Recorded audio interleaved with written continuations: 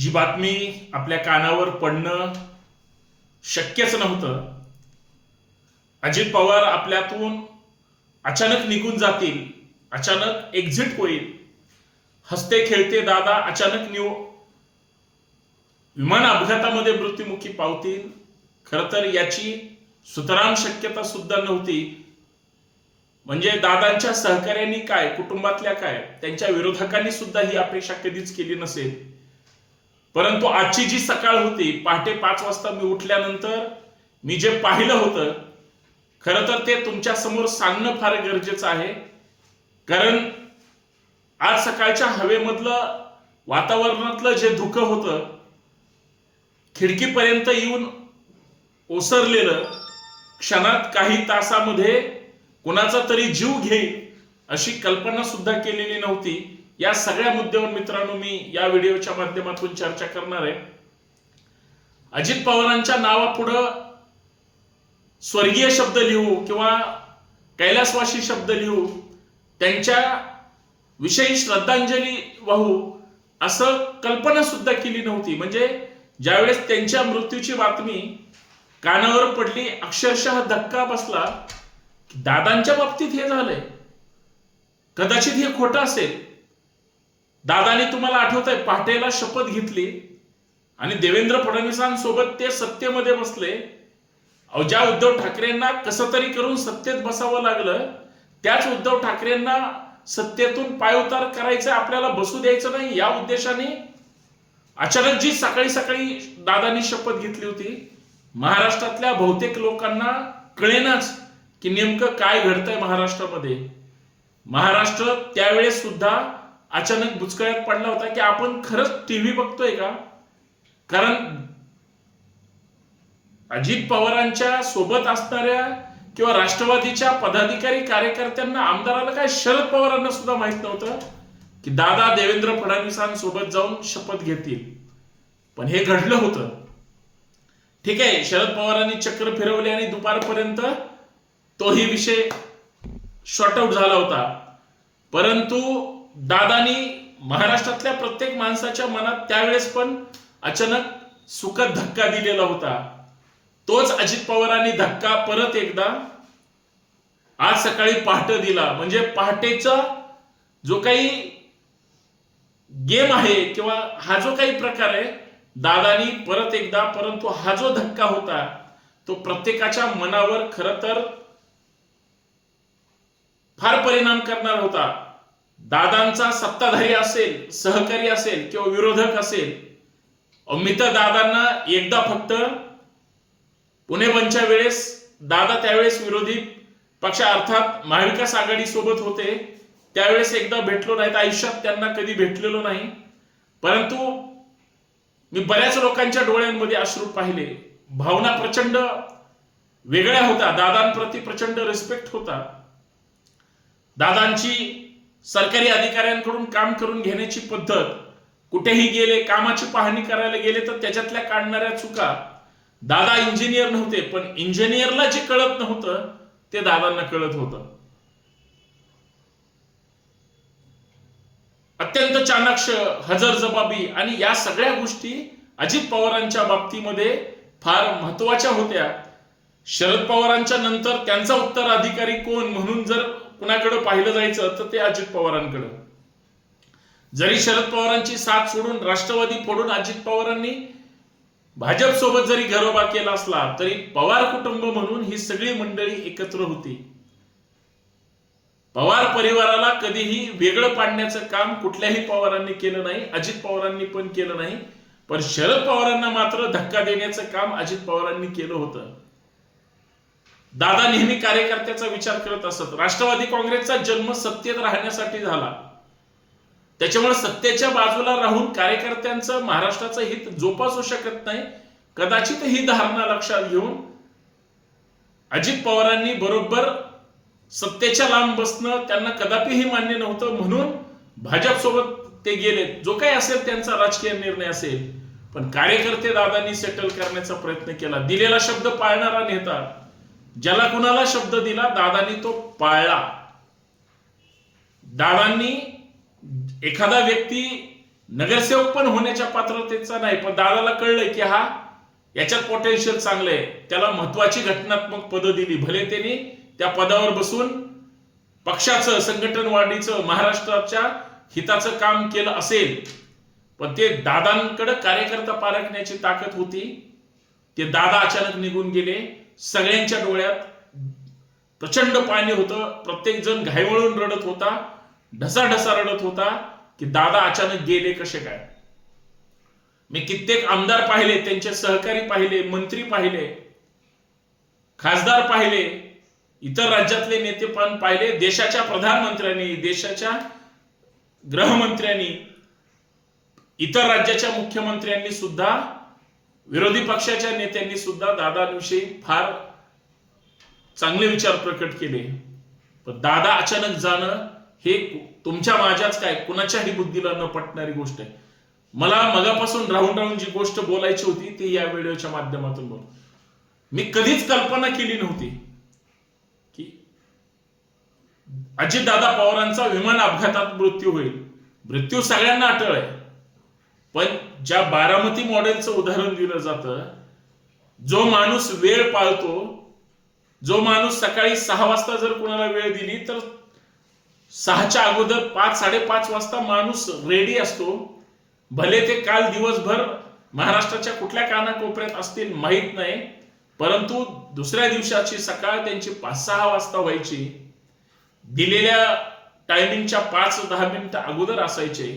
मग ते सकाळची वेळ असू द्या, कुठला कार्यक्रम असू द्या, किंवा दादा जिथं कुठं फिरत होते किंवा जिथं कुठं फिरतात तिथं दादा वेळेवर पोहोचणारा नेता म्हणून सगळ्यांना माहिती आहे. प्रशासनामध्ये सगळ्यात जास्त दरारा असणारा नेता आहे. जरी अजित पवार फटकळ स्वभावाचे होते, जरी अजित पवारांची नेहमी कडक भाषा होती असं आता सांगत होते, कारण मला तेवढा काही अनुभव नाही, परंतु ती लोक सांगत होती की तेवढेच ते मवाळा सुद्धा होते आणि महाराष्ट्राच्या हितासाठी किंवा एकंदरीत राज्याच्या आर्थिक परिस्थितीविषयी, सामाजिक राजकीय परिस्थितीविषयी त्यांना जाण होती.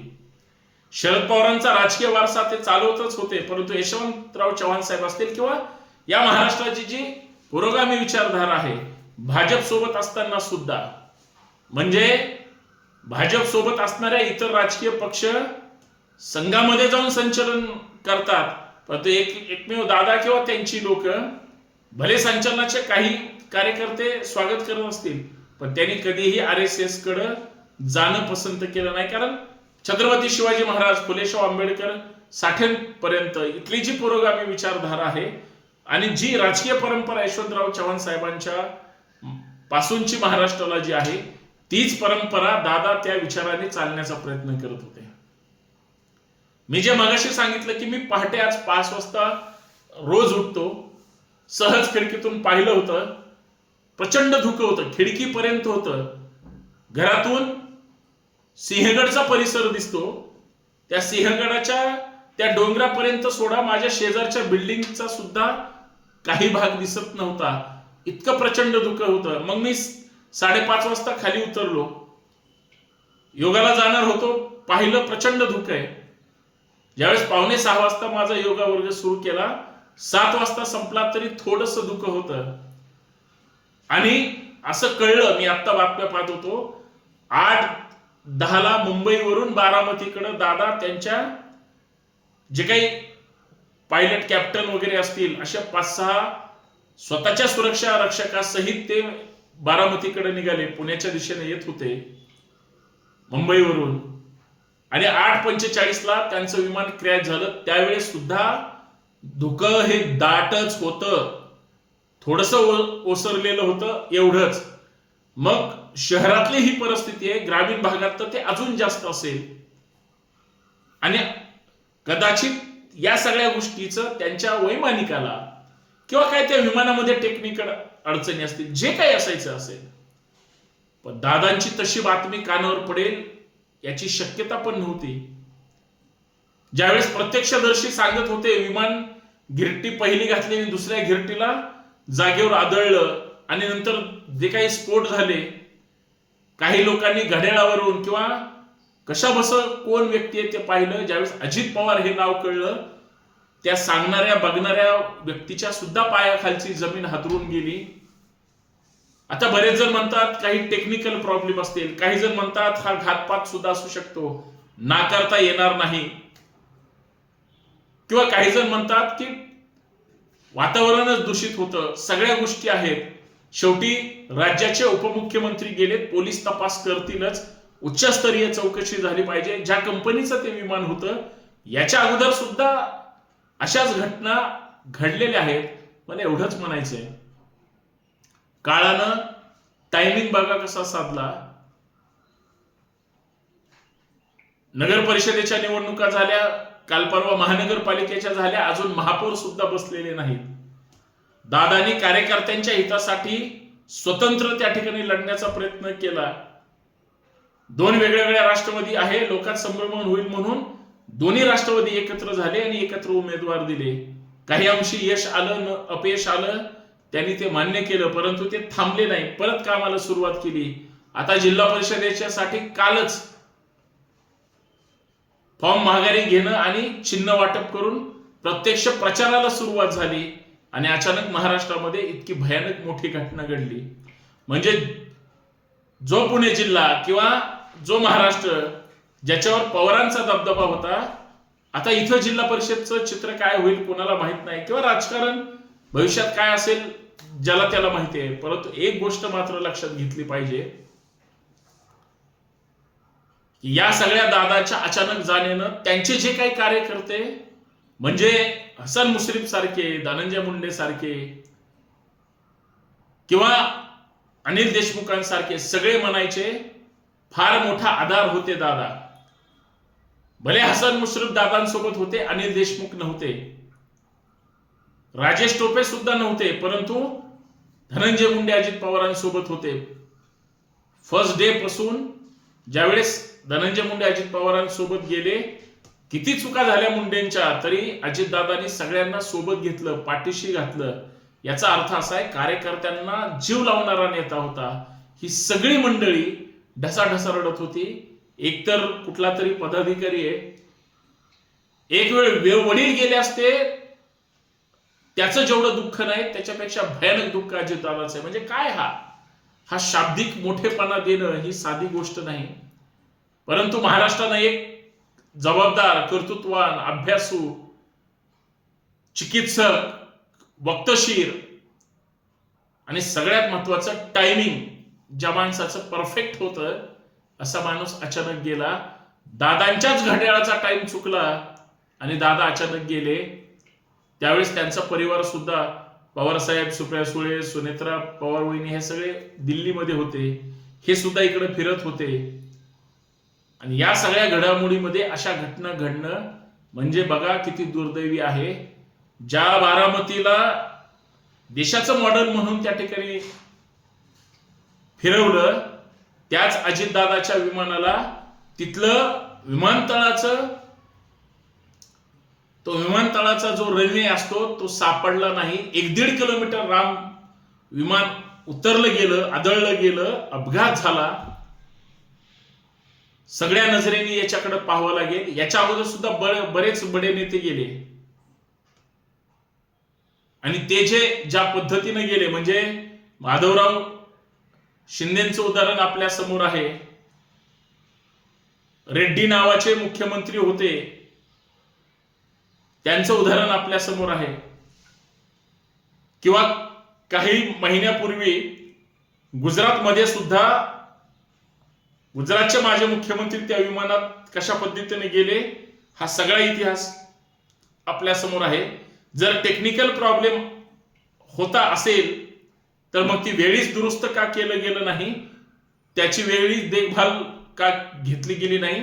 एखादा नेता जीवानिशी गेल्यानंतर, त्याच्यासोबत त्यांचे को पायलट आणि सहकारी गेल्यानंतर आता त्याच्यावर चर्चा करून काय उपयोग आहे. परंतु जे शब्द कधीच, म्हणजे अजित पवार म्हणजे विजय आणि बाकीच्या गोष्टी यासाठी पाहिलं जायचं, त्यांच्या पुढे आता प्रत्येकाला भावपूर्ण श्रद्धांजली लिहावं लागतं, मिस यू दादा लिहावं लागतं, लव यू दादा म्हणणारे कार्यकर्ते आज पोरके झाले. जे झिरो होते, ज्यांना दादानी हिरो केलं, आणि जे कार्यकर्ते एकतर्फी दादांवर प्रेम करायचे, ते आज ज्या पद्धतीनं रडतायत कल्पना करू शकणार नाही. एवढंच मला या ठिकाणी सांगायचंय. दादासारखा नेता होणे नाही. दादांचे काही निर्णय महाराष्ट्राला माहिती आहेत, ते कुणाला आवडले कुणाला नाही आवडले, परंतु सत्तेशिवाय शहाणपण नसतं. जे उड्या टाकतात इकडून इकडं ते फक्त सत्ता आणि सत्तेसाठी मारतात. त्या काळात दादांनी प्रत्येकाला विश्वास देण्याचं काम केलं आणि संधी देण्याचं काम केलं. ते दादा आता कुणालाही भेटणार नाहीत. दादा वरून सगळा आता राज्याचा इतिहास पाहतील, अशी एकंदरीत परिस्थिती. मी एक जणाला बोलत होतो त्यावेळेस ते सांगत होते, म्हणजे इतकं अतीव दुःख हे आजपर्यंत मी कधीही महाराष्ट्राला झालेलं पाहिलं नाही.